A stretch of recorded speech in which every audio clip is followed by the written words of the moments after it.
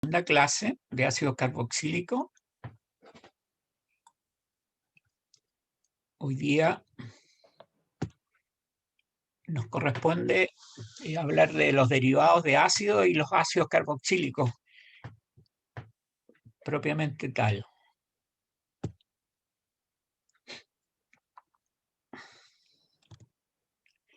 En la primera parte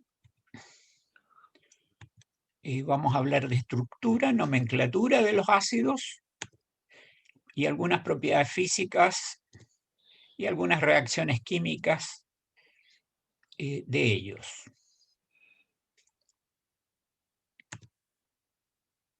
Esta clase fue hecha por el profesor Marcelo Antonelli en el año pasado y no le hice ninguna modificación, y verán ustedes que el año estamos igual que en las Olimpiadas. Son extraños, pero son tiempos de pandemia, ustedes entenderán. Espero que hayan disfrutado de sus pequeñas vacaciones y hayan visto también las Olimpiadas, que son muy reconfortantes.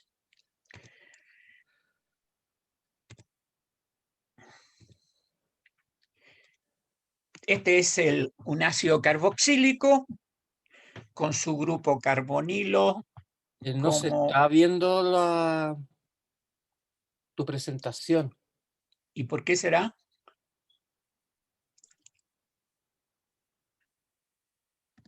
Yo estoy grabando. Sí, se está grabando.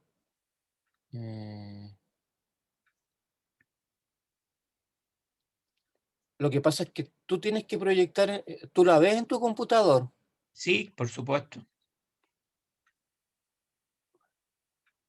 Debiera verse. Es que tienes que compartir pantalla, Aldo.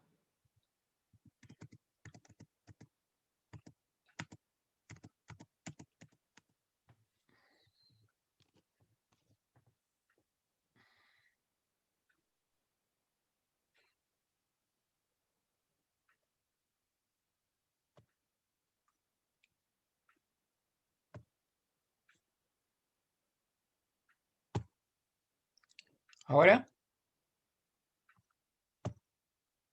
Ahora sí.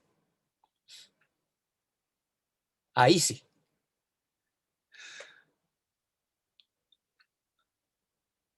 Y ahora tienes que iniciar el... Es que ya la reunión se inició. Lo que tienes que hacer ahí Ahí, sí, ahí sí. Perfecto, ahora sí. ya. Como empecé antes, estamos igual que la Olimpiada, la clase es en el 2020. Vamos a hablar hoy día de ácidos carboxílicos y derivados. La clase está enteramente diseñada por el profesor Antonelli, yo solo la estoy dictando. Vamos a hablar en primer lugar de estructura, nomenclatura, propiedades físicas y reacciones químicas de los ácidos carboxílicos.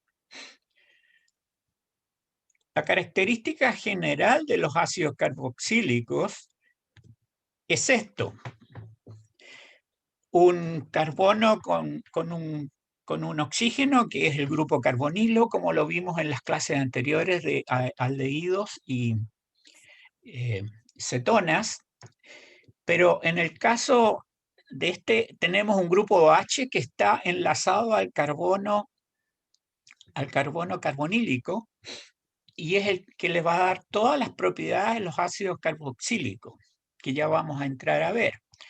Primero, un repaso sobre la distribución de electrónica alrededor del grupo carbonilo. Como ustedes recuerdan, hay un centro electropositivo, que es el núcleo de ataque a los nucleófilos, y centros electronegativos, como dice ahí, un oxígeno carbonílico rico en electrones que atrae electrófilos y ácidos. Y el centro electropositivo, que está con la flecha a mano izquierda, que es el carbono carbonílico que es deficiente en electrones y que atrae nucleófilos y bases, que ya lo vimos en la clase pasada. Los nucleófilos, ¿quiénes eran?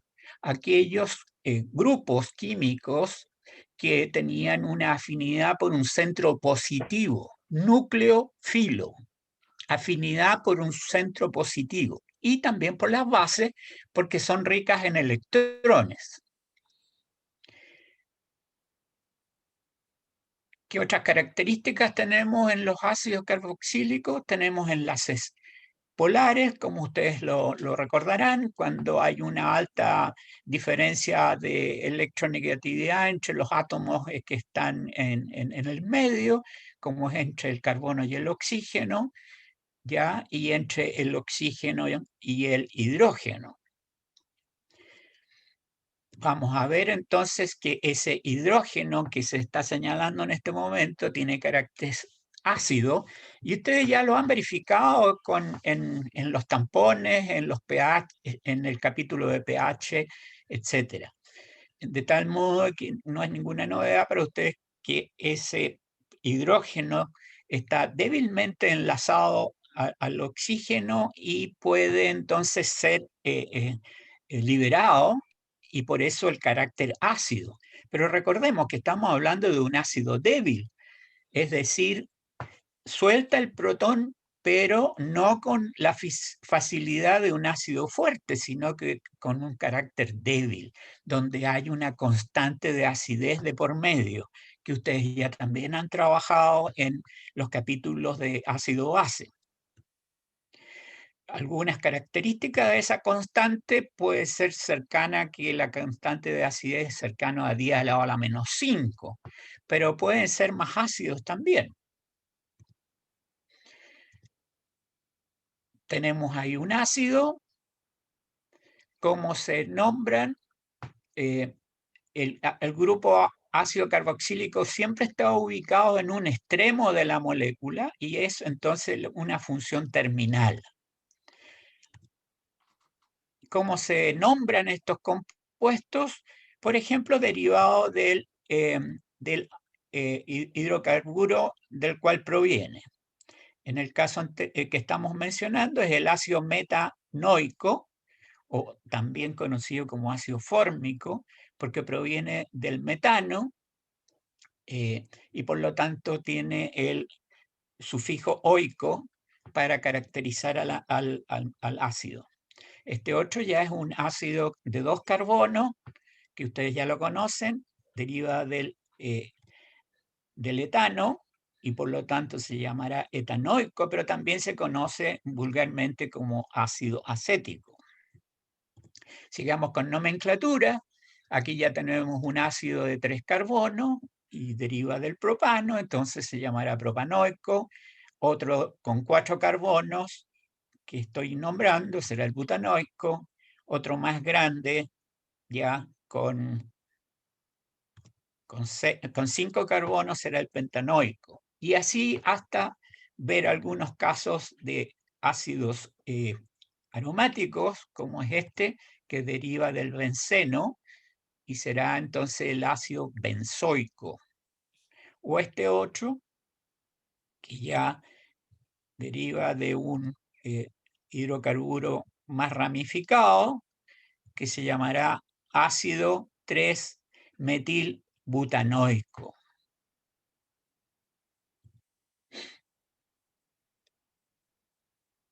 Entonces, para nombrar un compuesto hay que definir la cadena más larga que contenga el grupo carboxílico, como ya vimos algunos casos.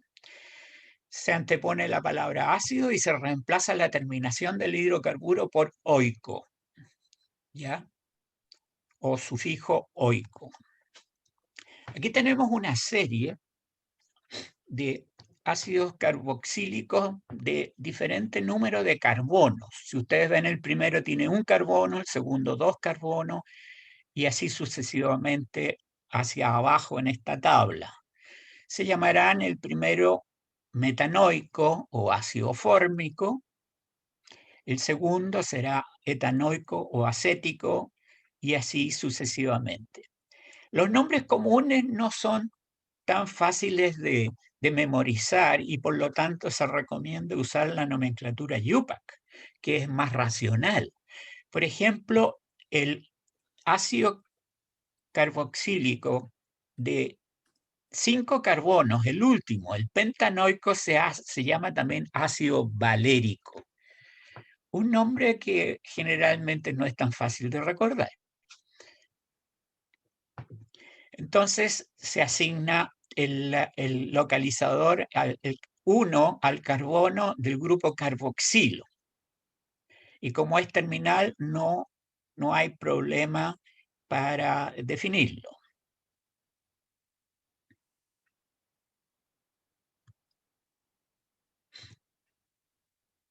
Si hay sustituyentes, nómbrelos en orden alfabético o indique su posición en la cadena. Por ejemplo, aquí tenemos el de la izquierda, tenemos el grupo carboxílico en el extremo derecho de la molécula, pero los dos grupos metilos que están en el carbono 2 y en el carbono 4 se señalan como se indica, ácido 2,4-dimetilpentanoico. ¿Por qué 2 y 4? Porque el carbono 1, recuerden, será siempre el carbono donde está el grupo carboxilo, de tal modo que si ustedes se van del número 1 de derecha a izquierda, verán que en la posición 2 y en la posición 4 hay que sustituir los metilos. En el caso de la derecha, que también es un ácido, vean ustedes, en este caso el compuesto tiene grupos ácidos y grupos aminos. Sin embargo, el que prevalece para nomenclatura es el ácido en este caso. Y por lo tanto, los grupos aminos se anotan como sustituyentes del ácido. En este caso, los grupos aminos están en el carbono 2 y en el carbono 6.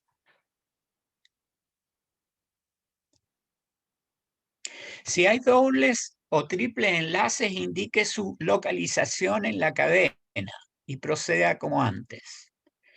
Por ejemplo, en el ácido de arriba tenemos dos casos. El de arriba tiene un doble enlace y el de abajo tiene un triple enlace. En el de arriba se nombra como ácido 4. ¿Por qué 4? Hexenoico. Porque en el carbono 4 hay un doble enlace. ¿Por qué ese es el carbono 4? Porque está en la posición cuarta desde el extremo derecho, que es el carbono 1. Porque el carbono 1 es el grupo carboxílico. Entonces, en la posición 4 está el doble enlace. Entonces se llamará ácido 4 para indicar la posición donde está ese doble enlace.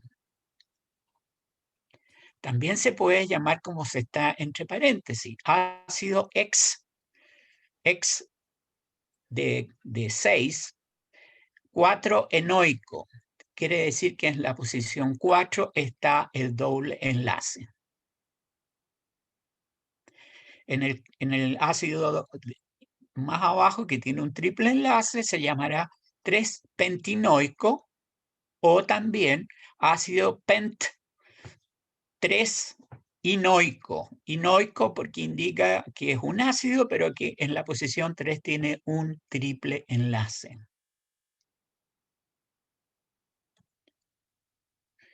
Si hay dos grupos carboxílicos, uno en cada extremo de la molécula, utilice el sufijo dioico. Ejemplo, en este caso, butano dioico. El compuesto tiene 4 carbonos, deriva del butano, pero tiene 2 grupos carboxílicos. Grupos carboxílicos siempre están en un extremo, y como esta molécula es simétrica, da lo mismo nombrar de un lado para otro, así que no se ponen números.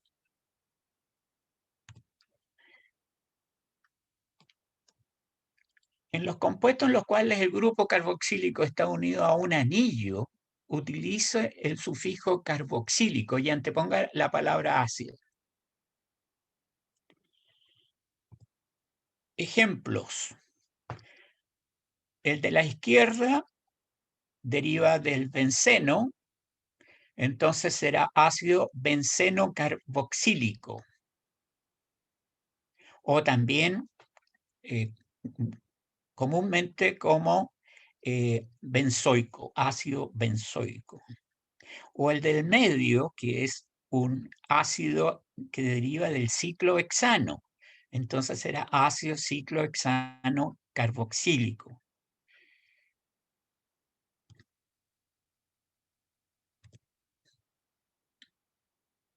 Como lo vimos en la clase pasada, los ácidos carboxílicos, iguales que los aldehídos y las cetonas, son moléculas con geometría trigonal plana, es decir, son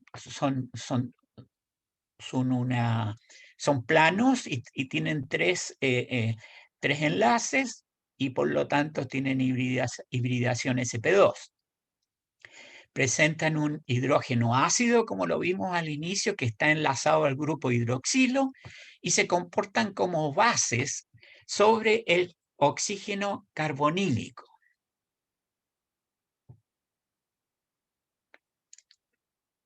¿Y por qué se comportan como bases? Porque el oxígeno tiene dobles enlaces, perdón, tiene electrones dobles que le da la característica de atrapar protones.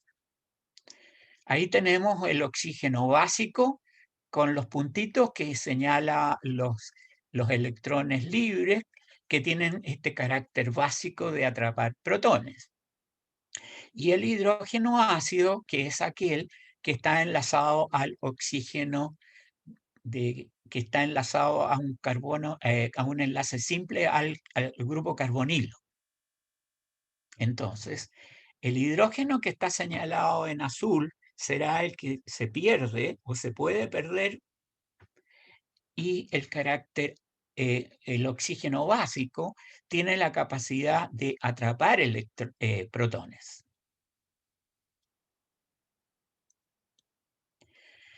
Las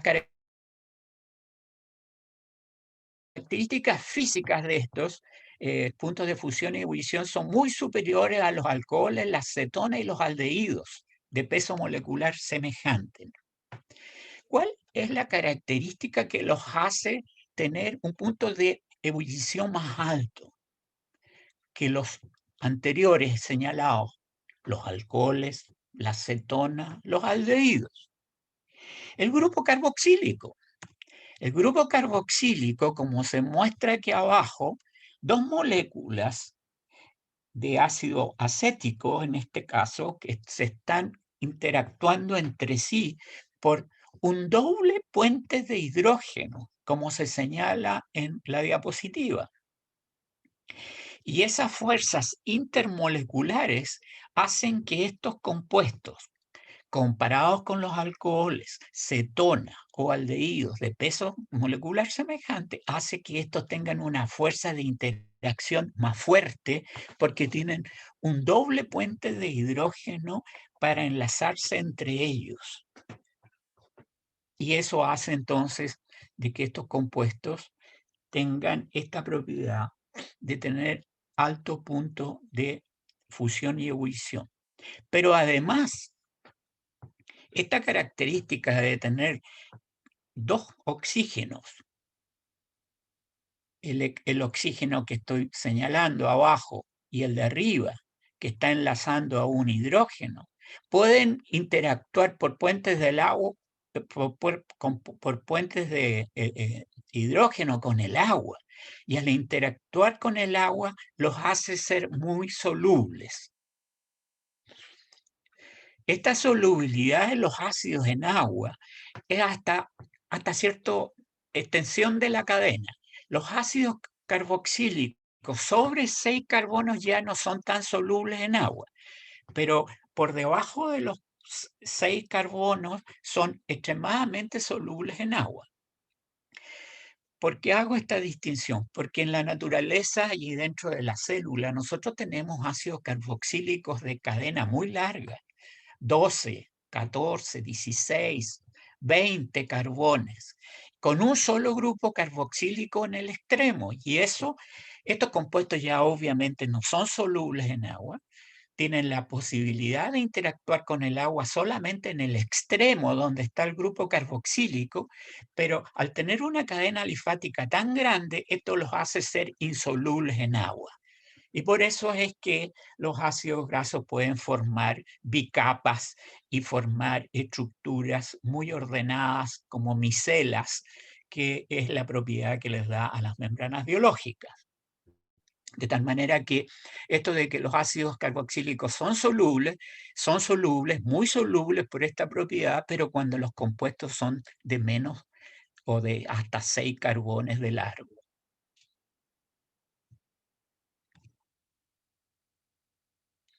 Veamos reacciones químicas. Ya habíamos hablado de que una de las características más importantes y que van a utilizar ustedes en estas moléculas es la acidez que ellos presentan. Estos ácidos carboxílicos no existen solamente ligados como ácidos carboxílicos, pero también forman parte de los aminoácidos y por lo tanto forman parte de las estructuras de las proteínas. Y desde ese punto de vista es muy importante que ustedes tengan en cuenta las características de los diferentes grupos carboxílicos cuando están enlazados con qué otro tipo de estructuras. Entonces, como dijimos, esta propiedad es característica de los ácidos carboxílicos y del hidrógeno situado sobre el grupo hidroxilo que está señalado en esta parte inferior de la molécula. Esta reacción, ustedes ya la han estudiado en ácido-base, es la capacidad que tiene el ácido de ceder el protón para formar esta otra estructura.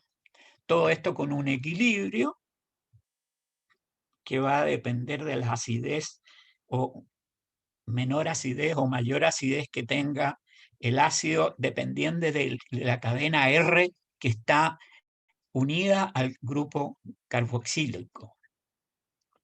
Y el pKa de este hidrógeno oscila entre 4 y 5 dependiendo de la longitud de la cadena carbonada. Los ácidos carboxílicos además son ácidos débiles, ya que pueden además estabilizar la carga de su base conjugada. Aquí vemos abajo que la base conjugada, que ya ha perdido el protón, puede estar el doble enlace del oxígeno en un instante, ligando con uno de los oxígenos o con el otro, que como se muestra en el lado derecho. Por lo tanto, como esto es un evento muy rápido, en un instante puede estar como está en la izquierda, puede estar como aparece en la derecha. Pero al final de cuentas, como este doble enlace está fluctuando muy rápidamente, se puede entender de que el enlace doble puede estar con el oxígeno de arriba como con el oxígeno de abajo y por lo tanto se anota de esta manera. Ya, esto es otro ejemplo de resonancia que estabiliza al carboxilato. Algo parecido a la resonancia que ustedes vieron en los compuestos aromáticos y que ya vamos a ver en seminarios. Aquí tenemos una serie de ácidos carboxílicos, como es el ácido acético, y otros ácidos que también tienen 2 carbonos, pero que tenemos sustituyendo en el carbono vecino, que será el carbono alfa. El carbono alfa será el carbono que siempre está cercano al carbonilo, al grupo carbonilo, que en este caso es el CO. Si le agregamos un cloro, o 2 cloros, o 3 cloros, vemos que la constante de acidez cada vez es más baja. ¿Qué significa eso? Que es más ácido. ¿Y por qué esta característica? Porque Los grupos halógenos, como es el cloro, que se está representando en esta característica, aumentan la acidez. ¿Y por qué aumentan la acidez? Porque los halógenos, como ustedes saben, son muy electronegativos, tienen la capacidad de atraer electrones. Atraen los electrones que están cercanos al grupo que se está ionizando. Y al tener la capacidad de desplazar los electrones, como lo indica la flecha, en dirección al radical alquílico, eso hace que el enlace oxígeno-hidrógeno que enlaza al hidrógeno se haga más suave esta interacción y por lo tanto el hidrógeno va a resultar más ácido. Al estar esta fuerza atractora de electrones retirando electrones cercanos al grupo H, esto lo hace más ácido y vean ustedes que la constante de acidez cambia en varios órdenes de magnitud. Del primero al segundo es más de 10 veces más ácido y así sucesivamente. De tal manera que entre el ácido acético y el tricloroacético, por ejemplo, hay una diferencia de aproximadamente 1000 veces o 10.000 veces más ácido en el caso del tricloroacético.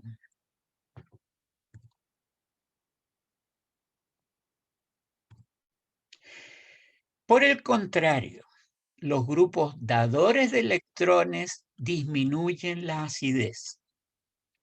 ¿Cuáles son los grupos dadores de electrones? Los radicales alquílicos. Recuérdense que ustedes, que en las clases de en alcanos, se vio que los radicales alquílicos tenían la capacidad, como lo indica la flecha, de tener una capacidad de entregar electrones. No los moviliza, no los entrega, no los regala, no los presta, pero tiene tendencia a que los electrones, en vez de estar cerca del grupo R, estén más dentro del grupo, dentro del carbono, el carbono del grupo carboxílico. Y de esa manera fortalecen ahora el enlace oxígeno-hidrógeno. Al favorecer este enlace oxígeno-hidrógeno, mientras más larga sea la cadena alifática, como se muestra desde arriba hacia abajo, ¿qué es lo que pasa con el pK sub A?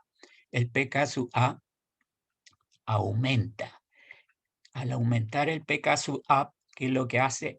Hacer que este sea menos ácido. No es tan dramático el efecto como los grupos halógenos que hacen más ácidos a los compuestos carboxílicos. Aquí ustedes ven que la tendencia no es tan espectacular entre un ácido de un carbono a uno que tiene 4 carbonos, porque aquí la diferencia entre el primero y el último no es más de 10 veces la disminución de la acidez, pero ejerce un efecto. Los grupos alquílicos tienen un efecto de entregar electrones. Y esto va a ser muy importante para explicar muchas cosas que ustedes van a ver después, cuando entren a bioquímica. Entonces, para resumir, los ácidos carboxílicos son mucho más ácidos que los alcoholes. Ya no vamos a hablar mucho de eso, como se muestran ahí el metanol, etanol, propanol, butanol, en los cuales el pK sub A es 15.5 a 16. Y recordemos otra acidez del carbono alfa, que lo vimos en la clase anterior, que estos eran menos ácidos incluso que los alcoholes, donde el pK sub A era entre 10 elevado a la menos 18, o sea, un pKa de 18, entre 18 y 21. Es decir, la acidez de los carbonos alfa es mucho menor incluso que los alcoholes. Pasemos a ver reacciones. La reacción más más propia de los ácidos carboxílicos es la neutralización. Y ustedes ya han trabajado con esto, ya un ácido carboxílico puede reaccionar como una base fuerte, como el hidróxido de sodio, para formar una sal y formar agua. O un ácido acético con un tampón fisiológico, bicarbonato de sodio, ¿ya? Recordemos que el bicarbonato de sodio en un ejercicio de un seminario era como 60 milimolar la concentración que tenía el bicarbonato, el tampón bicarbonato dentro de la sangre. De tal manera que ese bicarbonato puede amortiguar el protón que le quita a un ácido carboxílico.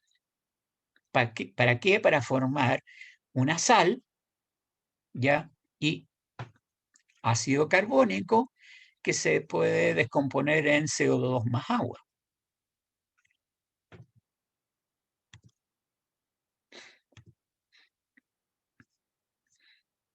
Otro ejemplo, ácido butanoico con hidróxido de sodio, o abajo otro ácido carboxílico con bicarbonato de sodio para la misma reacción. Las sales, ¿cómo se nombran? Igual como ustedes ya saben, terminado en ato, butanoato de sodio, propanoato de sodio, en este caso en particular. Entonces las sales se nombran, como decíamos, cambiando la terminación del ácido oico por oato. En el caso anterior no tenemos los nombres porque no tenemos las estructuras, pero aquí sí tenemos las estructuras y son ácidos carboxílicos de 4 carbonos, butanoico, o en el de abajo, que un ácido carboxílico de 3 carbonos, o propanoico, y por lo tanto el de abajo será propanoato y el de arriba butanoato. Otro tipo de reacciones muy importantes que forman parte de todas las reacciones de óxido-reducción que ocurren en la célula son las reacciones de óxido-reducción. Y aquí vamos a ver algo que les va a ser de mucha utilidad, que es cómo determinar el número de oxidación del carbono en cualquier compuesto orgánico. Entonces, presten atención. Se consideran los enlaces del carbono que nos van a interesar. Por cada enlace que lo une a otro carbono, 0 puntos. Por cada enlace que lo une a un hidrógeno, -1. Por cada enlace que lo une a oxígeno o nitrógeno, +1. No se preocupe que vamos a hacer varios ejercicios aquí de ejemplo para que tengamos la propiedad de aprender esto adecuadamente. Por ejemplo, este es el metanol. Tenemos el carbono en azul y vemos que está enlazado a tres hidrógenos. Ese enlace que está unido, el carbono, a 3 hidrógenos, está representado con lo que se indica entre paréntesis. ¿Por qué -1? Porque dijimos que por cada enlace que lo une a un hidrógeno será -1. Y como son 3 hidrógenos, por 3. Ahora tenemos que ver la siguiente combinación de el carbono que está unido al oxígeno. Recordemos, este es un alcohol y por lo tanto el enlace es entre el oxígeno y el carbono. Entonces, como está unido a un oxígeno, además, ese carbono, y recordamos que por cada enlace que lo une a un oxígeno es +1, y tenemos un átomo de oxígeno, entonces tenemos esa sumatoria. Y esa sumatoria nos va a dar el número de oxidación del carbono de este compuesto. -2. Otro ejemplo, más complejo. Tenemos 2 carbonos. Vamos a analizar el que está a la flecha. Aquí tenemos que ese carbono con la flecha está enlazado a otro carbono a mano izquierda, pero por cada enlace que lo une a otro carbono es 0, entonces no se toma en cuenta. Vamos a tomar en cuenta el carbono que está unido al oxígeno con un doble enlace y a un hidrógeno a la derecha.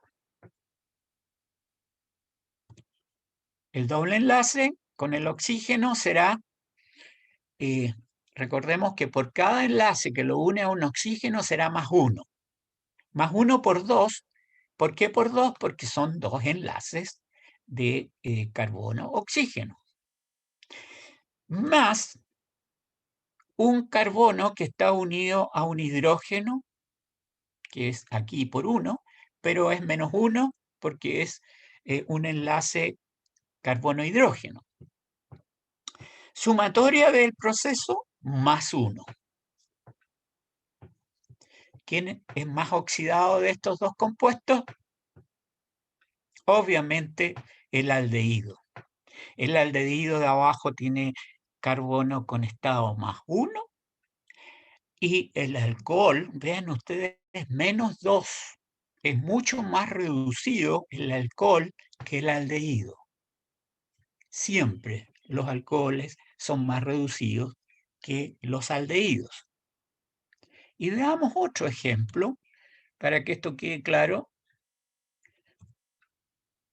Esta clase del profesor Antonelli es muy buena, por eso no le cambié nada. Vamos a estudiar ahora, vean ustedes el carbono que está en un grupo carboxílico, justamente el capítulo de hoy.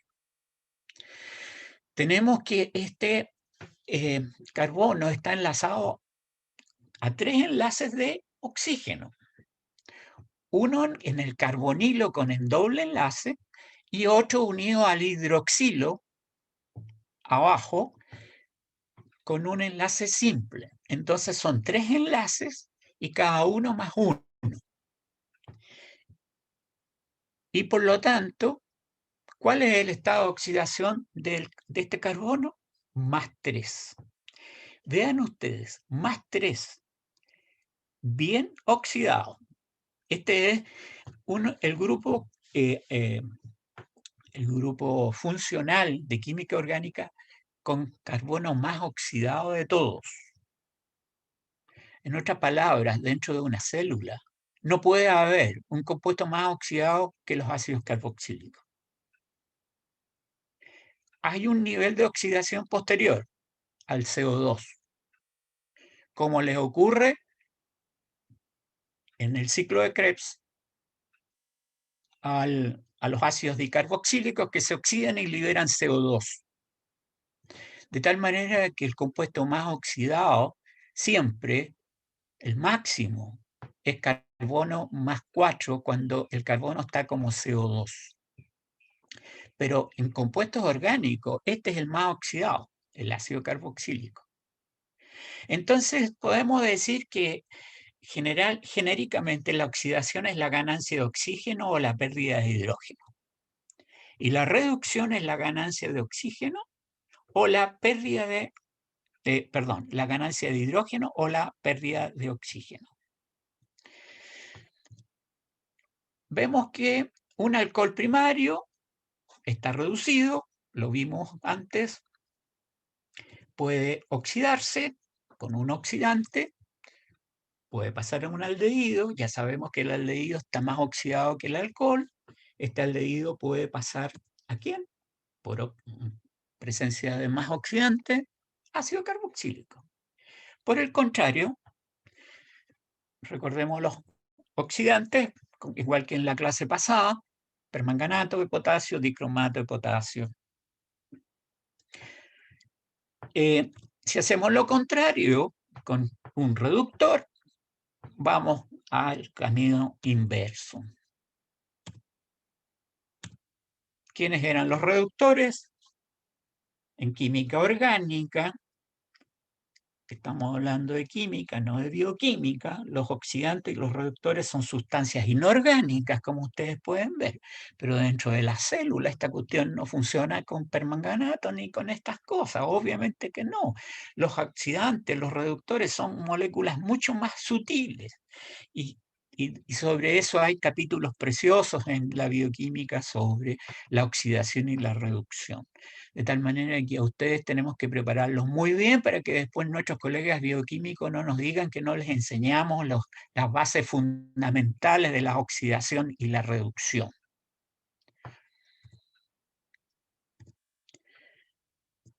Un ejemplo de nuevo, anotando los estados de oxidación del carbono, ya les dije, los alcoholes eran compuestos bien reducidos, se oxidan, empiezan a oxidarse, vean, de -1 a +1, y ya ustedes saben, al ácido carboxílico, ya se lo aprendieron de memoria, me imagino.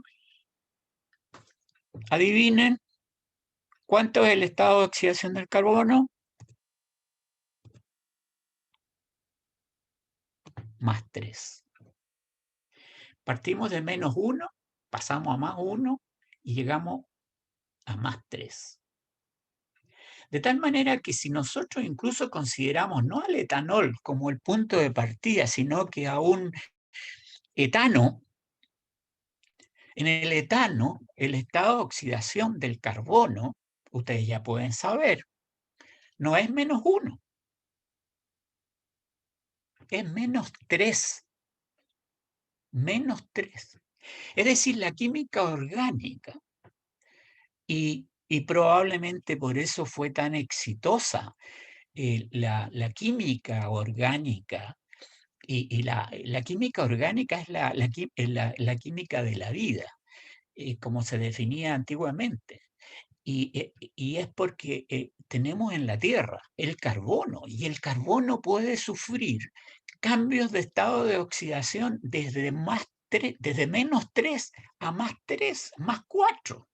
Es decir, es una gama de, de ceder electrones para oxidarse enorme, lo cual le permite entonces a un organismo vivo, por ejemplo, extraer la energía que tiene una molécula en sus enlaces, desde un compuesto extremadamente reducido a uno extremadamente oxidado. Y cuando llega a CO2, bueno, se desintegra la molécula, porque ya ahí no hay grupos funcionales, sino que hay solo materia inorgánica, CO2. Pero el CO2, ustedes saben, lo vuelven a capturar las plantas, ¿ya? Y por lo tanto, el ciclo de la vida. Entonces la química orgánica por eso es tan espectacular.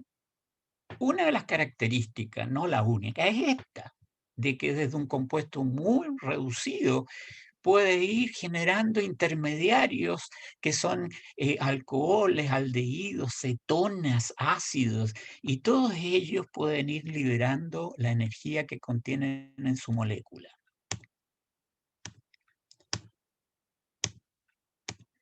Pasemos a otro capítulo, derivados de ácido.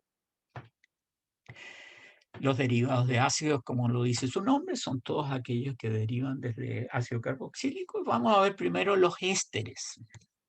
Los ésteres son muy importantes en biología. Tienen este tipo de estructura, derivan y corresponden a una función derivada del ácido carboxílico, presentan una estructura tal que si el hidrógeno del protón hubiese sido reemplazado por un radical alquílico o aromático. Si ustedes se fijan, el R' aquí es el que sustituyó al hidrógeno del ácido carboxílico. Esta es la característica general de un éster. Como se nombra, en vez de terminar con oico, terminan oato. Vamos a ver ejemplos.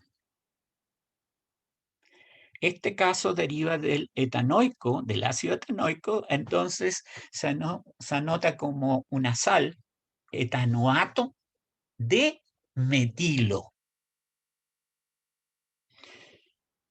porque tiene un grupo CH3O, que ya veremos cuando veamos las reacciones químicas de síntesis, que deriva de un alcohol.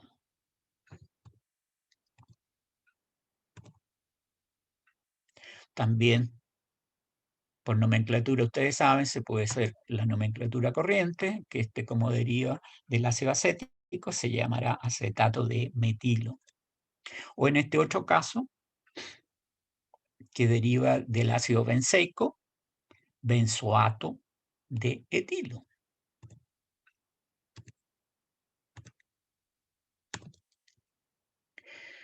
Entonces los ésteres se nombran como carboxilatos de alquilo o arilo. Alquilos son los alquílicos, radicales alquílicos, y los arilos son los radicales aromáticos.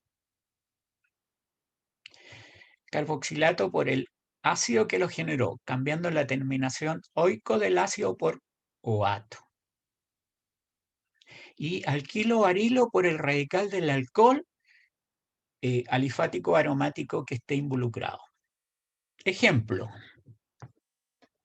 El más pequeñito de todos, a mano arriba, arriba izquierda, deriva del ácido metanoico.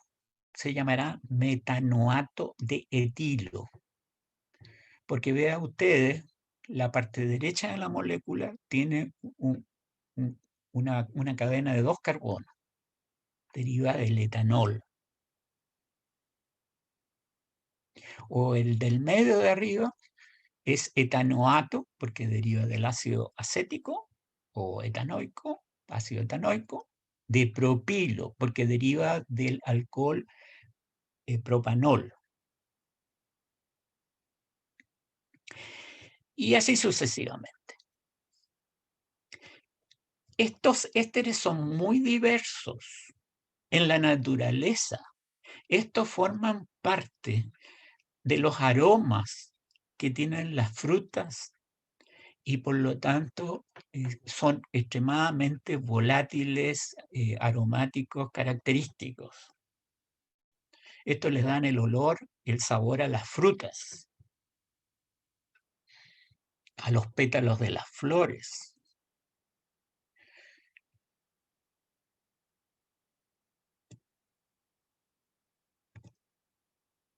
¿Cómo se forman?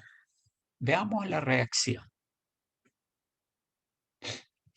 La reacción genéricamente se llama esterificación porque es la formación de un éster, pero vamos a ver que también tiene un nombre químico muy particular.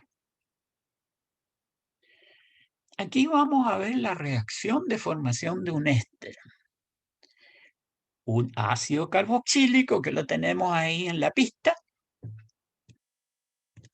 y un alcohol,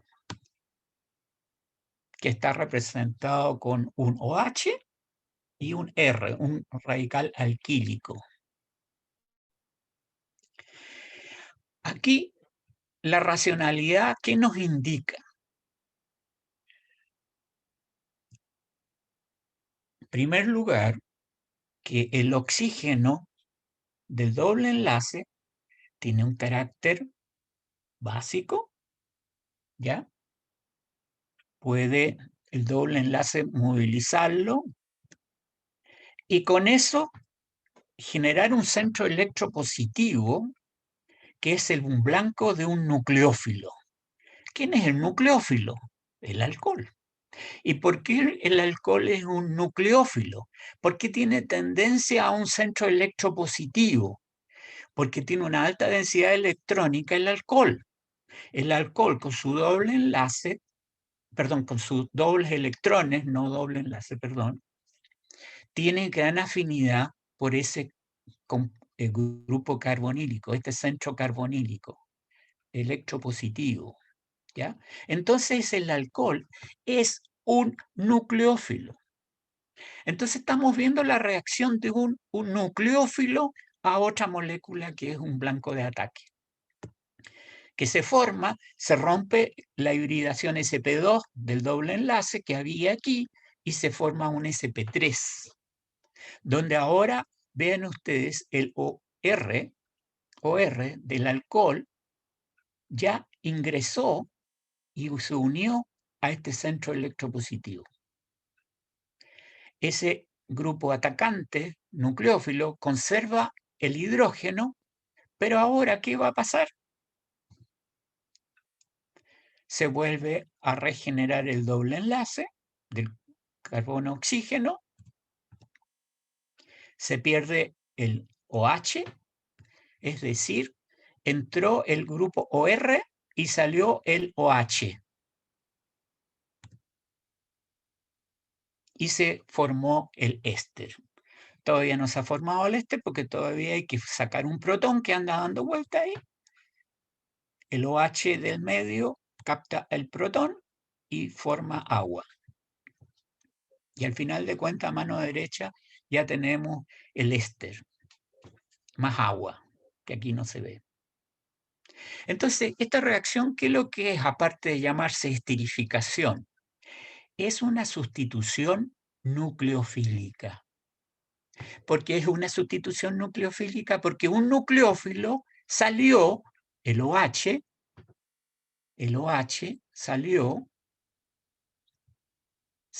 este OH salió, ahí está, salió, ¿y quién entró? El alcohol. Y el protón del alcohol se combinó finalmente con el OH saliente y formó agua. Y ahí entonces se regeneró. Entonces, esta se llama sustitución nucleofílica acílica, porque estos compuestos acílicos son típicos de los ácidos y de nadie más. Los aldehídos no tienen este acilo y las cetonas tampoco. Entonces, esta es una típica reacción de los ácidos carboxílicos.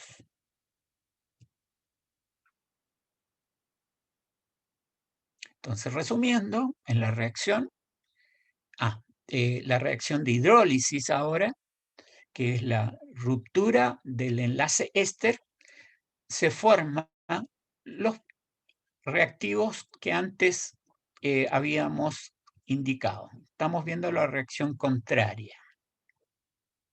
Antes formamos un éster, ahora estamos destruyendo el éster. Estos ésteres son muy frágiles y por lo tanto esta reacción es muy frecuente. Esto hace que, por ejemplo, los sabores de las frutas y de los aromas sean muy fugaces, porque estos ésteres son muy fáciles de romperse. Y aquí tenemos la reacción. El éster se está rompiendo. ¿Por quién? Por el agua. El agua rompe el enlace éster. Ahora, ¿quién es el nucleófilo atacante? Antes era un alcohol, ¿se acuerdan? Que atacaba a un ácido. Ahora el agua ataca al éster, como lo señala la flecha. ¿Y el agua por qué es nucleófilo? También es nucleófilo, igual que el grupo alcohol, porque también tiene un par de electrones libres, como lo muestra la flecha. El agua tiene dos pares de electrones libres. Aquí un par de ellos está atacando al centro electropositivo, que está en el carbono carbonílico, y eso está permitiendo que entre el agua y ¿quién sale? El OR. ¿Quién era el OR? El derivado que provenía del alcohol en la síntesis.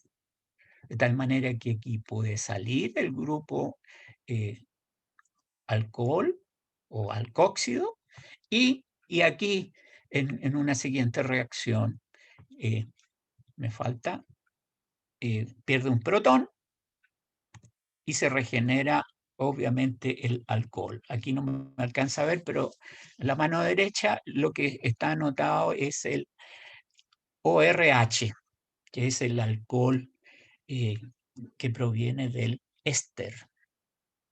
Entonces, si ustedes se fijan, la síntesis de un éster ocurre fácilmente, pero la destrucción del éster también es frecuente. Y las dos reacciones son sustituciones nucleofílicas acílicas.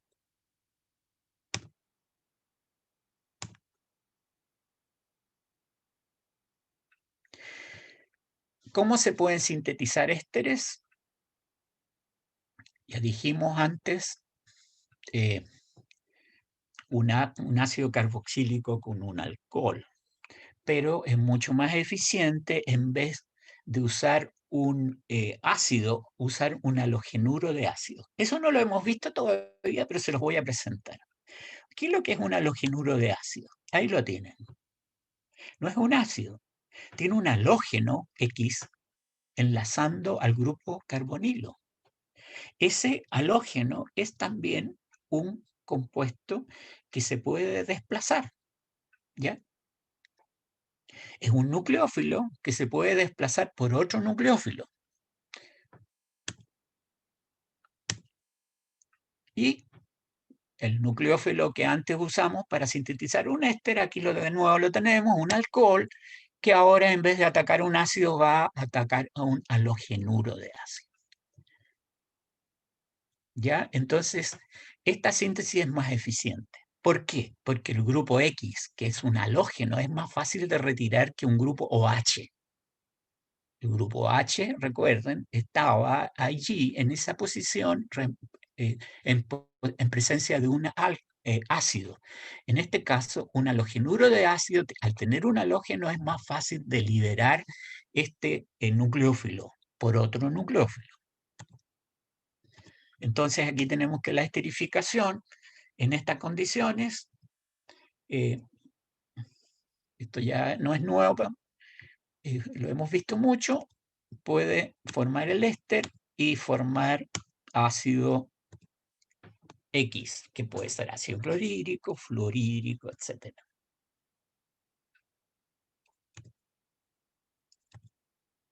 Y la reacción de hidrólisis que también puede ocurrir.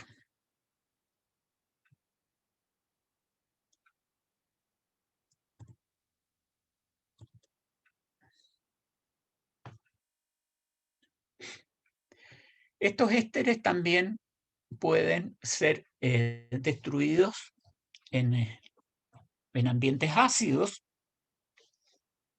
como se muestra ahí. Vean ustedes, hay un protón arriba de la flecha.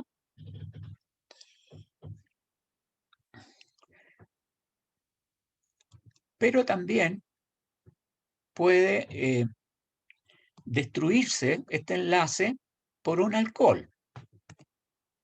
Aquí es una hidrólisis porque el agua destruye al éster en un ambiente ácido. ¿Ya? Dos reacciones de hidrólisis.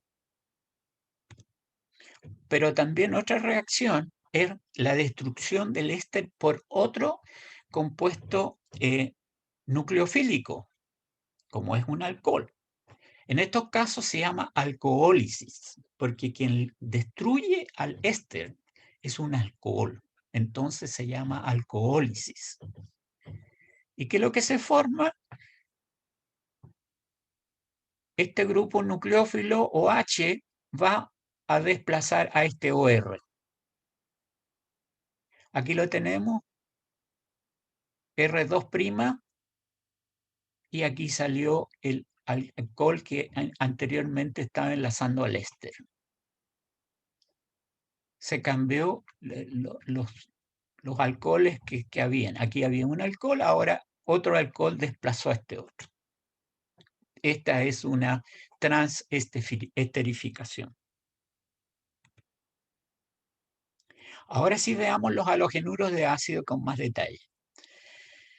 Se generan al sustituir el grupo H del carboxilo por un halógeno. Entonces, este ácido que está anotado a mano izquierda, cuando podemos cambiar un halógeno, generamos un radical acilo, que es ese que ustedes lo tienen ahí. Por eso la sustitución se llama sustitución nucleofílica acílica. Ustedes se fijan, la química orgánica es muy racional. No hay que aprenderse las cosas de memoria. Y si intenta aprenderse de memoria, no sirve. Estas cosas se entienden. Se pueden olvidar por un tiempo, pero después se vuelven a capturar. Es como una memoria inmunológica. Tenemos una regla de nomenclatura. ¿Cómo se nombran? Se nombran cambiando el sufijo oico del ácido por oilo.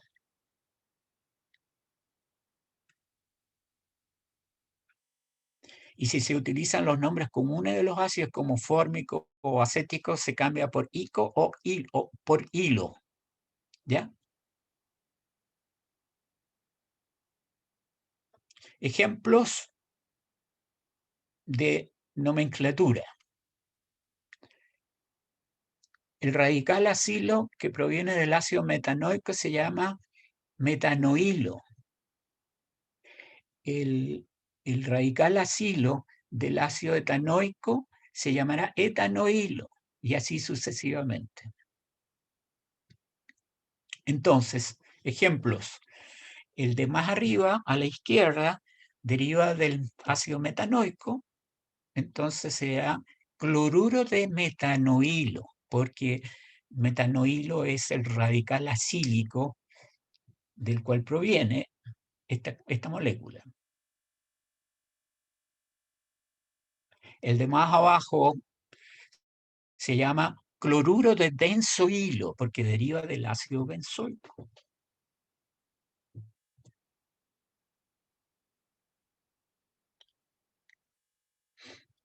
¿Cómo podemos obtener ácidos a partir de la hidrólisis de los halogenuros de ácido?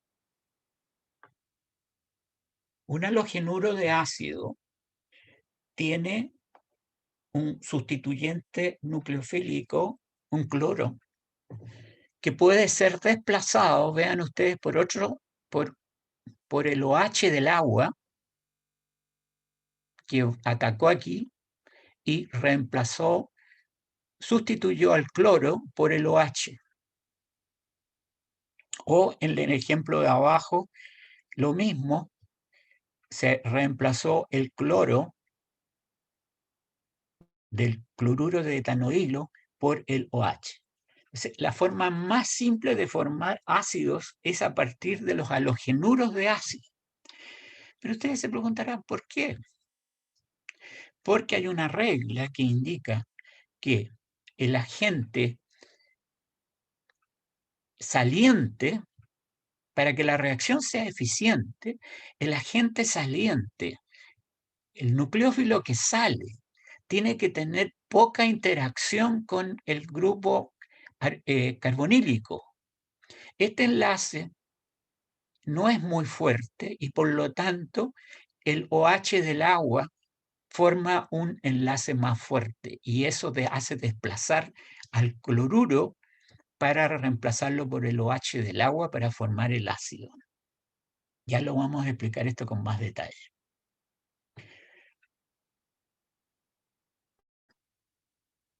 O también las reacciones de alcohólisis que tienen con los halogenuros de ácido, así como antes lo teníamos con los ácidos orgánicos, ahora con los halogenuros es la misma reacción, la alcohólisis. La alcohólisis que antes teníamos, perdón, los ésteres. Ahora la podemos ver que la experimentan también los halogenuros de ácido.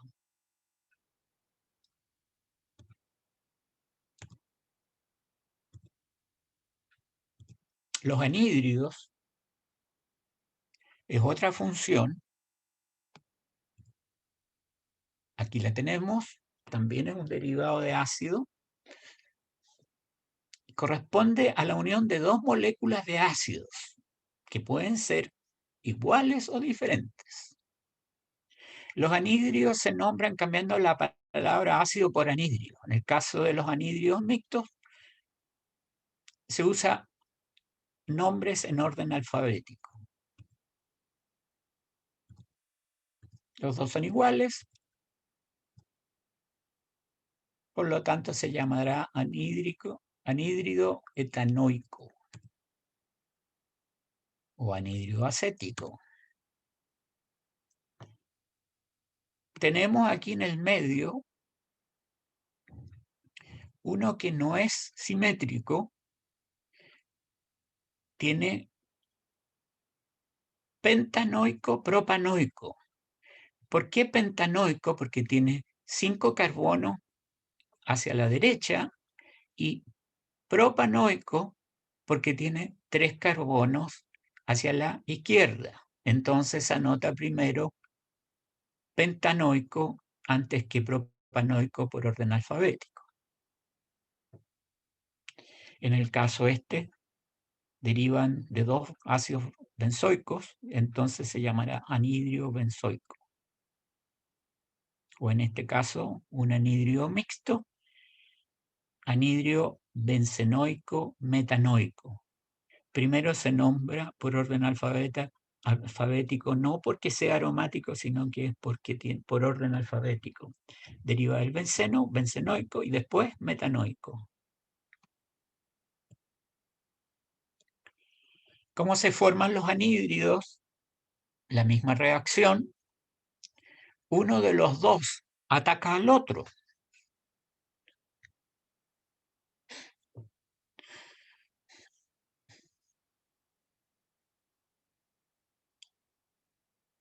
Si este está fijo, el que está a la derecha, con su grupo rico en electrones que está aquí, este nucleófilo va a atacar ahí. Y al hacer eso, forma el anhídrido. Y el OH que estaba aquí sale, se sustituye y forma agua.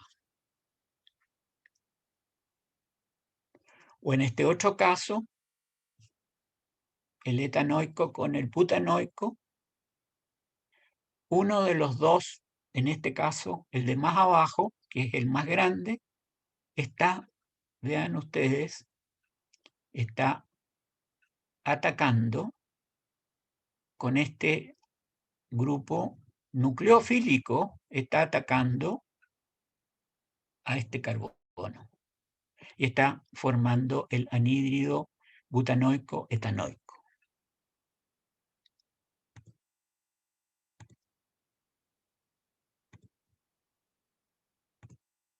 Entonces, en una reacción de formación de anhídrido reaccionan 2 moles de ácidos, iguales o diferentes,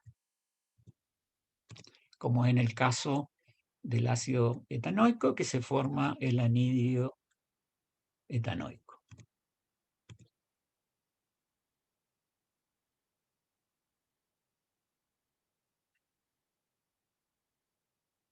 Y en una reacción de hidrólisis de un anhídrido, que es la reacción contraria a la que se está indicando, se forman los 2 ácidos correspondientes.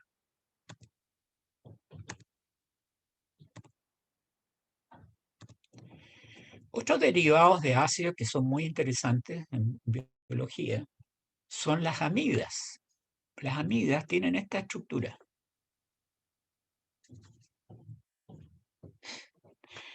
El grupo nucleofílico unido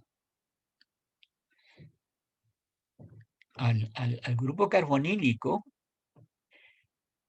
ya vean ustedes, es un nitrógeno y en ese caso se llama etanamida, porque deriva de él, en este caso, de un etano, 2 carbonos, etanamida. Otros ejemplos, la amida primaria, amida secundaria y amida terciaria. En estos casos, el nitrógeno no tiene más hidrógenos. En cambio, en una amida secundaria hay un hidrógeno. Las amidas secundarias son extremadamente interesantes y son muy frecuentes en la naturaleza. ¿Dónde? En las proteínas, en los enlaces peptídicos, los enlaces que ligan a un aminoácido con otro en la estructura del polímero. Y por lo tanto, esta característica, que aquí no la vamos a señalar en detalle, ustedes la van a ver con mucha propiedad cuando vean estructura de proteínas en segundo año. Recuérdense, amidas secundarias.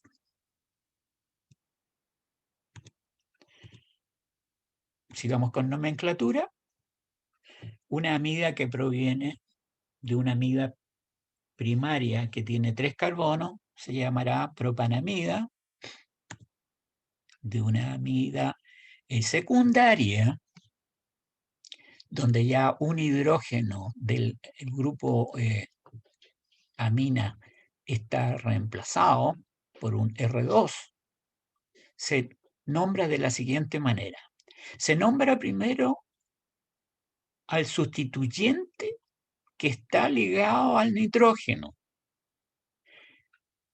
y se anota N-metil para indicar que el grupo metilo está unido al nitrógeno de la molécula y no está unido al resto de la cadena.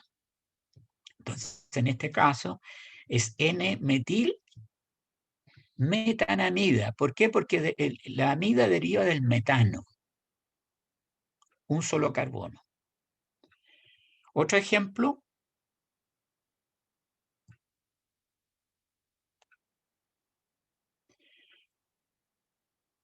Aquí tenemos que los dos sustituyentes que están ligados al nitrógeno, que no se alcanzan a ver, son dos grupos metilo. Ahí este es un carbono y este otro carbono.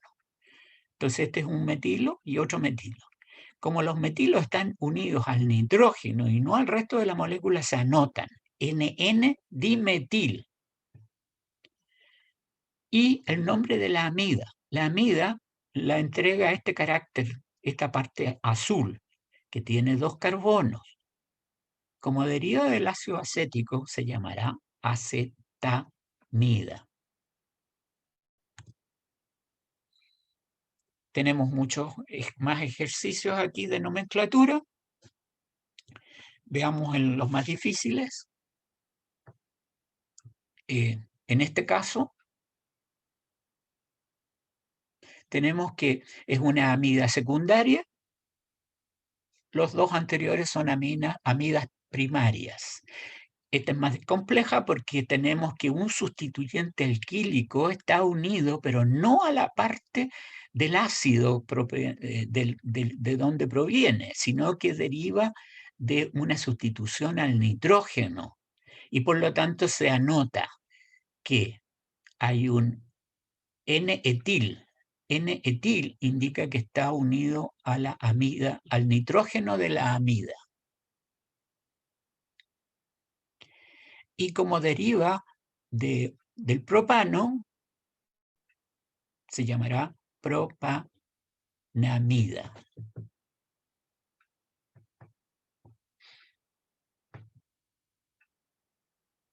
En este último caso, a la derecha, más complejo todavía, vean ustedes, de aquí, de la mano izquierda, está la parte deriva del ácido carboxílico y al lado derecho de la base nitrógena, del nitrógeno, del sustituyente que reemplazó aquí al original OH que había en el ácido carboxílico.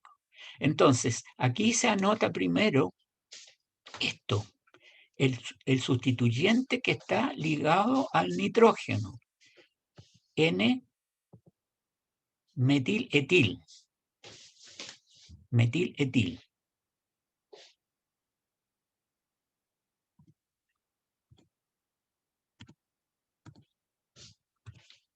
Aquí algo me ocurrió. Aquí estamos de nuevo. estamos viendo esta parte. Estamos viendo la parte inferior y es N-metiletil,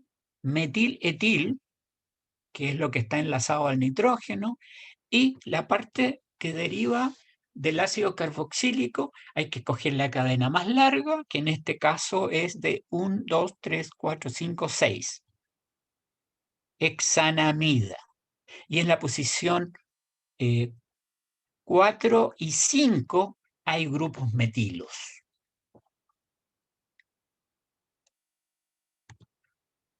Vamos a continuar porque esta clase es enorme y me falta poco tiempo. Y viene lo más bonito al final. Nomenclatura de amidas, entonces, en este caso, deriva del ácido benzoico, benzamida, amida primaria. Aquí tenemos ya una amida secundaria. Vamos a anotar primero el sustituyente al nitrógeno, N-metil, ¿de acuerdo? Y después anotamos la amida, que deriva del ácido benzoico y por lo tanto se llamará benzamida. Una amida terciaria, anotamos primero los sustituyentes, que son dos grupos metilos, NN-dimetil, benzamida.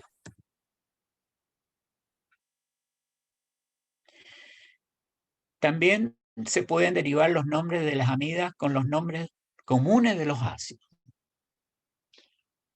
Formamida, para referirse a aquellos que derivan del ácido fórmico, acetamida, a los que derivan del ácido acético o etanoico o ácido etanoico.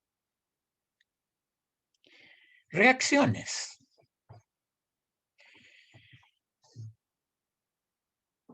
¿Cómo se pueden formar estas amidas? Las amidas se pueden formar fácilmente, como muestra aquí, una amida primaria, por la presencia de un halogenuro de ácido, que son mucho más reactivos, como lo vimos anteriormente, porque el sustituyente cloro es fácil de remover, es fácil de sustituir por el grupo básico NH2, NH3, que en este caso es el amoníaco.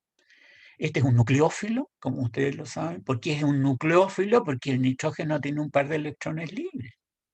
Y puede atacar entonces al centro electropositivo del grupo carbonilo y de esa manera desplazar al cloro. Una típica reacción de sustitución nucleofílica acílica.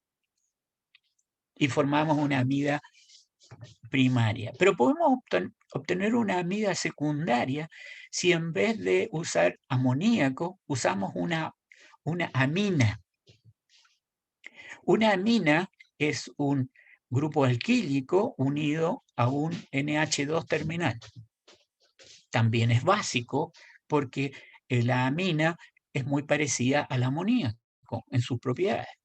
Y por lo tanto, este también es un agente nucleófilo potente porque el par de electrones libres del nitrógeno tiene un carácter básico muy fuerte y puede entonces desplazar a la otra base, que es el cloruro.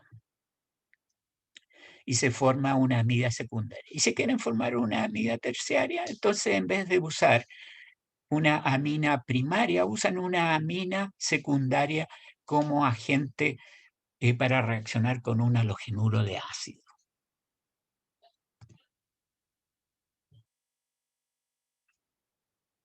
Aquí tenemos más ejemplos muy parecidos. Cuando un halogenuro de ácido reacciona con el amoníaco, que tenemos una amida primaria. Cuando tenemos el halogenuro de ácido con una amina primaria, vamos a tener una amida secundaria como es este caso, y en este caso, un halogenuro de ácido en presencia de una amina secundaria, tenemos una amida secundaria. Es trabalengua esta cuestión, no hay que confundir amida con amina. Ojo con eso.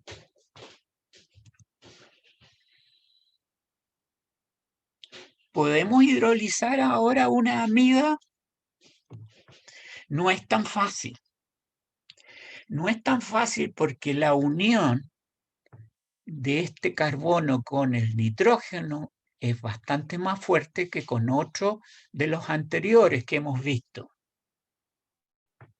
Por lo tanto, el agua, si bien es un nucleófilo, puede desplazar por la reacción típica de sustitución nucleofílica acílica a este nitrógeno para formar amoníaco. Pero para ayudarse se usan catalizadores y muy altas temperaturas. Aquí tenemos una amida secundaria, que es un enlace peptídico, podría ser un enlace peptídico o una proteína. Ustedes tratan de romper una proteína con agua. No es tan fácil, pero se puede a altas temperaturas. Dentro de la célula no es ninguna gracia porque tenemos proteasas, enzimas que actúan de catalizadores de la hidrólisis. Pero esta reacción química, la hidrólisis de una amida, no es fácil de hacer. Es bastante compleja y se requieren muy altas temperaturas y presencia de catalizadores como ácidos a altas concentraciones, ácidos fuertes. ¿Y qué se obtienen cuando hidrolizamos las amidas? Tenemos el ácido y la base, que en este caso era una amida primaria, entonces regeneramos el amoníaco, o en este caso, si era una amida secundaria, regeneramos la amina primaria, o en este caso, si era una amida secundaria, podemos, después de la hidrólisis, regenerar la amina secundaria.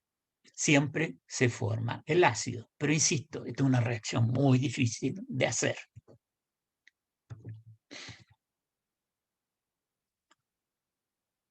Mecanismos de sustitución nucleofílica acílica.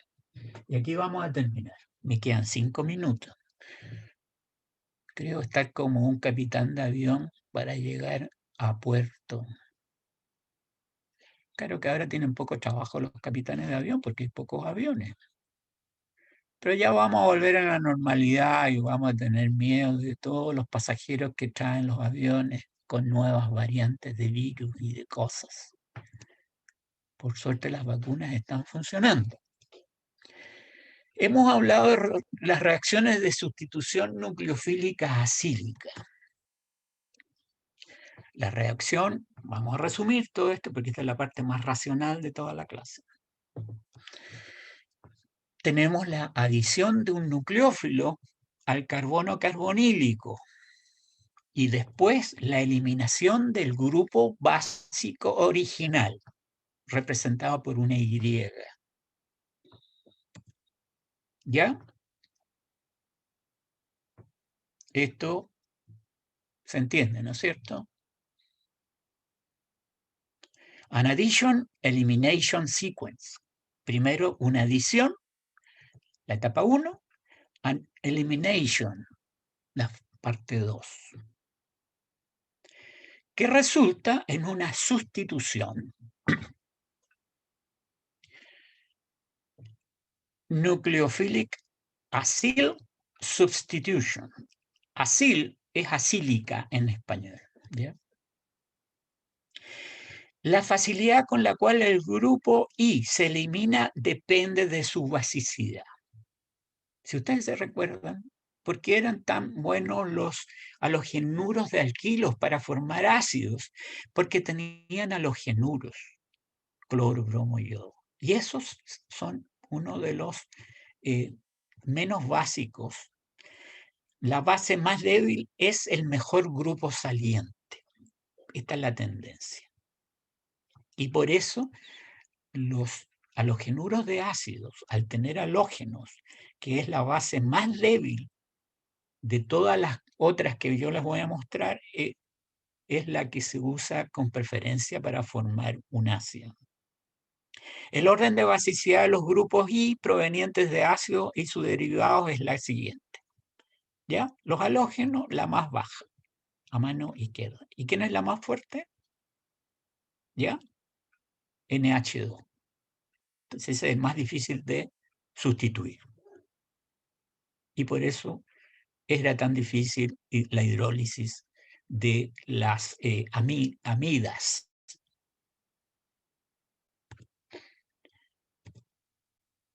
Por lo tanto, el halogenuro, cloruro, por ejemplo, es el mejor grupo saliente, lo que determina que los halogenuros de ácidos son los más reactivos de los derivados de ácidos y más reactivos que los propios ácidos. ¿Se fijan? Es más fácil sacar un halógeno como nucleófilo que un OH, que es el que está en los ácidos. Por otra parte, el ataque nucleofílico se ve favorecido por sustituyentes atractores de electrones, lo cual aumenta la deficiencia electrónica del carbono carbonílico, del blanco de ataque del nucleófilo. ¿Ya? Si tenemos sustituyentes cercanos al carbono carbonílico, que sean atractores de electrones, que le quiten electrones, hacen que ese centro sea más electropositivo. Y al hacer más electropositivo, más fácil para un nuevo nucleófilo atacarlo. Esto no es estrategia militar, ¿eh? No crean, pero se parece.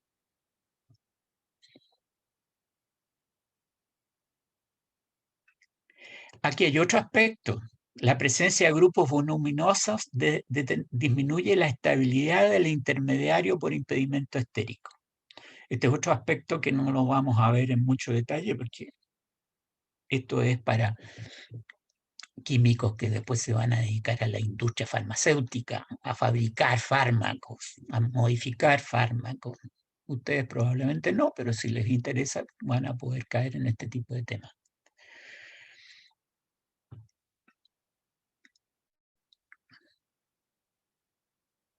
Aquí, ¿qué estamos viendo? La hidrólisis por el agua. La hidrólisis es un derivado de ácido. Vemos el grupo saliente que va a salir aquí, es el Y. Recordemos, este tiene que ser lo menos básico posible para que sea más fácil de desplazar por otro entrante. ¿Quién es el que va a entrar aquí? El agua. El agua va a entrar aquí, en esta etapa, y va a atacar al grupo carbonílico. ¿Ya? Entonces, los derivados de ácido son los más apetecidos para formar ácidos. ¿Por qué? Porque tienen estos halógenos que son fáciles de sustituir. Y la reacción aquí se muestra en etapas cuáles son. En un ambiente ácido, el protón cataliza la reacción. Acuérdense lo que era un catalizador, un agente que participa en el medio de la reacción, pero no como un agente que se consume. Entra en acción ahí y al final se regenera. Ese que está ahí parece que es un protón. Entonces, no es un reactante. Participa en el medio de la reacción y después se regenera. Primera etapa. El protón se liga a este centro básico del carbonilo, porque es muy electronegativo, tiene pares de electrones libres. Forma este intermediario, ¿ya? Posteriormente se forma esta estructura, un ion carbonio, un centro de ataque para un nucleófilo. El nucleófilo va a ser el agua, es una hidrólisis. El agua entró, atacó aquí. Atacó, tenemos un intermediario inestable. ¿Por qué digo inestable? Porque este está entrando y este está saliendo. Está entrando el OH, ¿ya? Ay, perdón, aquí se me traspapeló la cosa. Aquí el agua está entrando y está saliendo Y. Y sale con signo negativo, pero se lleva al protón que había participado aquí en un momento, ¿ya? Y ahí se regenera el HI. Y se genera el ácido. Entonces aquí el catalizador es un medio ácido. Y aquí es una hidrólisis alcalina. También es un catalizador, porque el OH per se, al estar en alta concentración en un ambiente alcalino, el mismo, el OH que está en alta concentración, va a ser el nucleófilo que va a atacar a este centro electropositivo. Se desplaza al sustituyente I, ya, que es un buen agente nucleófilo saliente, se forma el ácido y finalmente se regenera, aquí salió el agente Y, ¿ya? Y en una segunda etapa, ¿qué es lo que hace?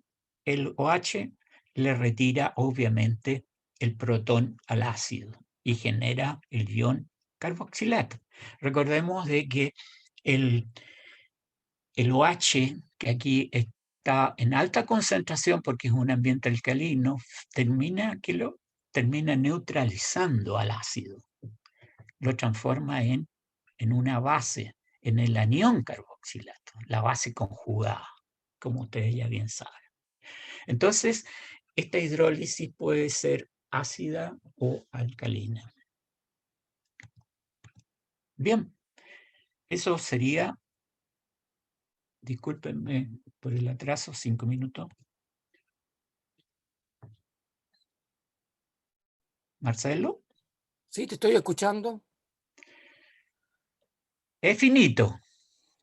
Bueno, Preguntas, muchachos, muchachas. Pueden haber miles de preguntas, pero ¿en aquí qué hay un parte? comentario que se enredó en esa parte. ¿En cuál Eh, parte? Dime, Marcelo. yo creo que en la parte final, pero que no se preocupen tanto porque en realidad, eh, tal como les comentó el profesor Aldo Solari, hasta cierto punto la idea de mostrar un mecanismo es para que ustedes entiendan la lógica que hay detrás. Como dijo el profesor Solari, nosotros no le estamos haciendo un curso de química para gente que va a trabajar en la industria después. Así que no se angustien por eso, pero hay varias cosas que el profesor destacó. Yo diría que la principal es que el mejor grupo saliente es siempre un halógeno, ¿no es cierto? Así Así que, es. el profesor Solari lo dejó bastante bien destacado. Eso significa que a partir de los halogenuros de ácido se van a formar los derivados de ácido más importantes. Y lo otro que destacó el profesor era que el nitrógeno de las amidas es bastante mal grupo saliente. Eso hace que afortunadamente las proteínas sean bastante estables.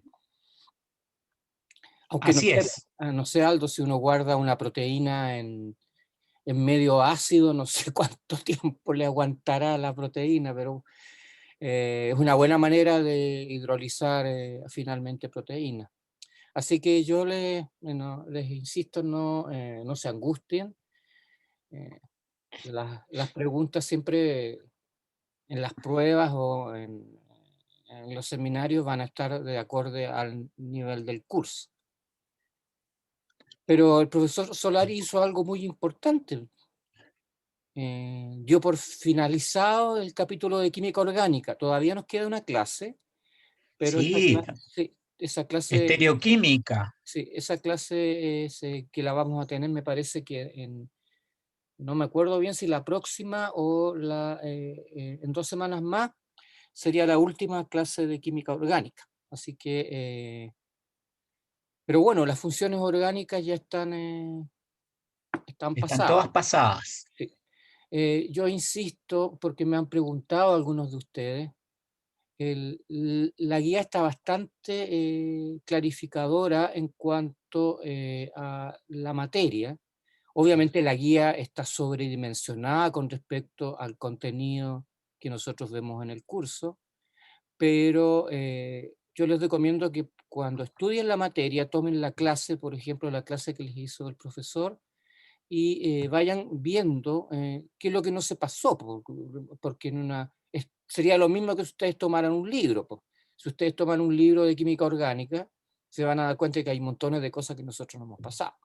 Así que cuando estudien por la guía o si quieren usar un libro, lo hagan considerando la materia que se les pasó, ¿ya? No sé, pues no sé, Aldo, uno puede tomar un libro de química y son bastante gruesos, de química orgánica, son bastante gruesos, ¿no es cierto? Entonces son difíciles de... Sí, son muy extensos y pueden ser más orientados a un estudiante de química básica y no a un estudiante de medicina. Yo por eso trato de hablar una química orgánica orientada a la bioquímica, más que a la síntesis orgánica, eh, pero la clase estaba muy bonita, preferí conservar esos detalles porque son aspectos importantes. ¿Alguna pregunta, chiquillos? Bueno, probablemente cuando estudien la materia les van a surgir dudas. Perfecto, está bien. Bueno, yo me despido, muchachos. Entonces yo le agradezco al profesor Solari su tiempo y su paciencia para estar con ustedes y Encantado. nos veríamos el miércoles para para la otra sección, Así es. A las 3 de la tarde, ¿no es cierto? a las 3 de la tarde, sí. Ya, Marcelo, tú me invitas. Sí, yo le mando la invitación, lo mismo que al Muy bien, resto. hasta luego, jóvenes. Chao, que Chao, les vaya profe. bien. Gracias por la Chao, clase. profe, que esté bien. Chao, chao. Chao.